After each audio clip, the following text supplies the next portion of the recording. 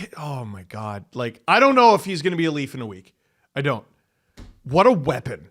Like, what an absolute weapon this kid's shot is. He's 23.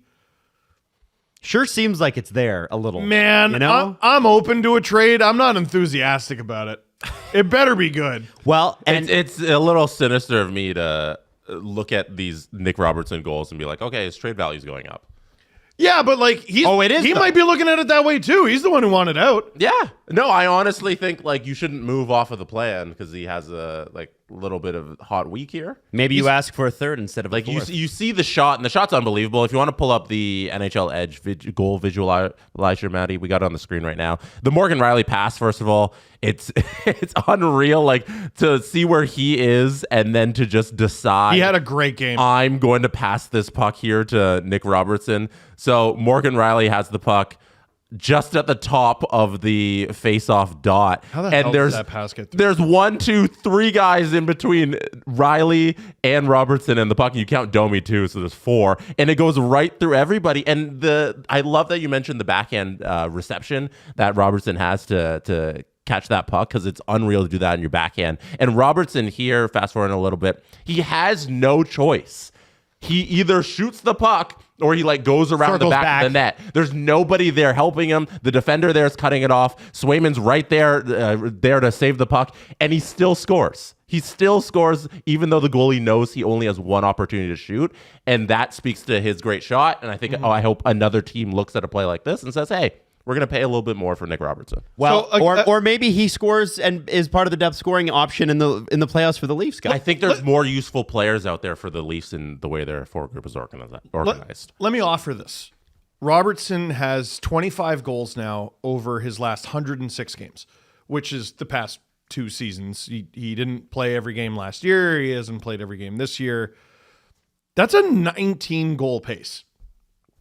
That's a useful player, man. That's a really useful player. And like, it's reasonable to assume he'll get better. And 23. And he hasn't had like him and Domi are hot right now, but let's be honest, they've not had an ideal third line center position the entire season.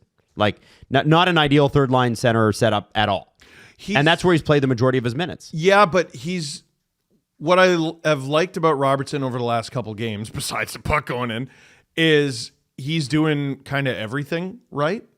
Like the thing I kind of love the most, I knew he had a shot. We all know he has a shot. Like, so I see that and I'm like, I didn't learn anything about Nick Robertson there. The Riley goal where he's creating havoc in front, all 5'9", 178 pounds of him, and the puck goes off the defender he's tied up with. I'm like, shit, yeah, Robbie. Like, that's how you stay in the lineup.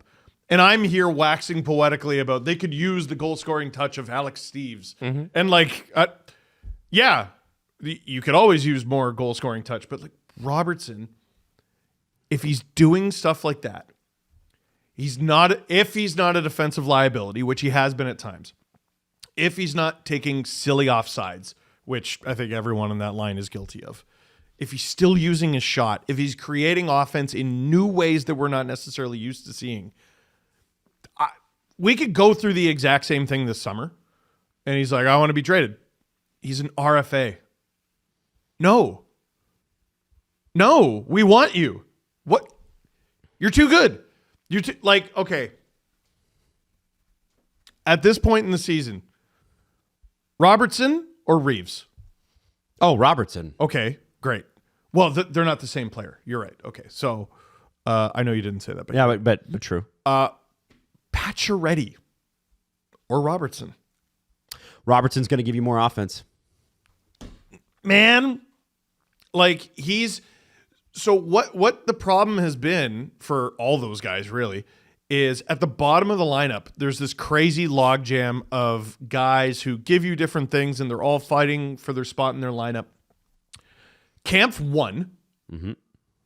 Lorentz won. Pacioretty's out of the lineup, and when he's in the lineup, it's not going great. It's going okay. Meh. Reeves lost. He's not going to be on the playoff. I don't think so. Maybe the first couple games, like just to use him as a bulldozer, and then. But like then when last year. Yeah, but he played the first bloody 5 or 6. But then when you need your best lineup, he's not in it. And Dewar, as far as I know, has been cleared. I like that player. He hustles. He can't hit the broadside of a barn. The main knock against Robbie was, okay, you score, but you're a defensive liability, and then he wasn't scoring. But if he's tidied up the defensive end of his game and he's scoring, can't you use that player? Surely you can. Also, I think part of that, Steve, is the knock about him coming out of junior was his skating. And what you saw last night on a couple rushes is he's actually got explosive strides now. He's much better we skater mocked than he used his skating in the summer. It's greatly improved. And so then obviously we talked about this already, but McCabe gives up the puck to Pasternak. Pasternak scores his second goal of the game. The Leafs are now down 4-3. Yep. And what was interesting, I was thinking, and I was talking about this on the stream, was, in a Sheldon Keefe era, Sheldon, it didn't matter what line had it, all the same guys, the same customers were going out. And I thought it was interesting, with 3.5 minutes to go, they got the fourth line out there, and then they put Matthews, Marner, Nylander, Tavares out there with whoever, doesn't really matter. Was Nylander out there? I don't even, well, whatever. They put those guys, the big guys out there, whoever they had available to them. And, it became pretty clear that Matthews was totally gassed towards the end of his shift. So with a minute to go, him and Marner, who do they have on the ice? It's Pontus Holmberg, Nick Robertson, and Matthew Nyes. And Pontus had a good game. He scored a goal against an actual goalie. God bless him. His first even strength goal against a goalie this season. Set up by who? Nicky Bobby, baby. With 46 seconds to go. Nicky Bobby. And that's one thing that's been down this season compared to last is his assists. They're way down. I don't know if that necessarily adds up to he's a better or worse playmaker. I feel like it's not that. I think it's because Domi's been ice cold. They've had a succession of different wingers, from McMahon to last night Nyes to Pacioretty, who hasn't been scoring a lot. Like, I don't think that third line, I don't think Toronto has gotten their money out of Max Domi. No, it gets you. It's a line that gets you through the regular season. It's a non-option in the play. I think that Nick Robertson hasn't really been, like, this is a guy I legitimately thought was going to cross 20 goals this year. And he's at 11. If they'd had a legitimate center, I think he probably has a lot more assists than currently. Okay. And I think Max is a winger. Leafs go out there and they get a center. Like a Braden Shen, like everybody's talking about. The whole time we've been talking about, all right, McMahon probably-ish, maybe. New guy, Domi. What if it's Robertson? Well, what if it is? And what if it's new guy, Yarncroke Robertson? Man, McMahon goes up to the second line. I don't think does anyone object? Does anyone? Okay. So he's playing real, real well. We shouldn't get suckered into 2 games, but it's the best back-to-back games I think I've ever seen him play. I do want to point out that I think that, Keith Acton said it last year in the summertime with us, the first time we were at Boston Pizza Stouffville. And he said, with 20 games to go, you watch. That will be the lineup. You better know about 20 games out what the lineup's going to be. And that's roughly from trade deadline onward. Almost right? there. Yeah. So we're almost there. I think there's 23 left to go. Something like that. Oh, God. And I don't know, man. And I think you're looking at a situation where the lines are starting to crystallize, and they need to make some ads, and they know they need to make some ads, and we could get into the ads that they might make. But there are guys going, I want that spot. I want to be here. Well, and, I'm talking about Robertson or Domi. But when Berube was fidgeting, he had Domi with Matthews again. Right? So Keep saying. It's an interesting little. They have options here. I mean, I'm hoping Tanev's going to be back. I'd still like to see them improve the back end. I think 2 forwards really ties the room together. Yep. I'm not sure how you stop that lineup.